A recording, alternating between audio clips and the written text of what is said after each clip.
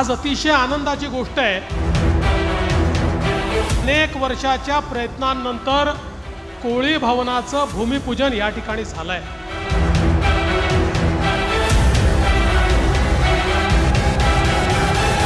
आमचं कोळी भवन नवी मुंबईतलं सगळ्यात सुंदर भवन झालं पाहिजे।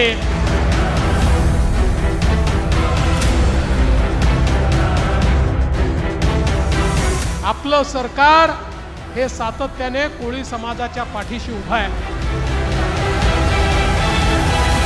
माननीय मोदीजी देशाचे प्रधानमंत्री झाल्यानंतर स्वातंत्र्याच्या 70 वर्षानंतर केंद्र सरकारने पहिल्यांदा मच्छीमारांकरता एक वेगळं मंत्रिमंडळ तयार केलं। देशामधलं सगळ्यात मोठं पॅकेज हे वाढवणच्या मच्छीमारांना आपण देणार आहोत। आमच्या कोळी समाजाला जो न्याय मिळाला पाहिजे तो न्याय देण्याच्या दृष्टीनं निश्चितपणे आमचं सरकार हे कटिबद्ध आहे।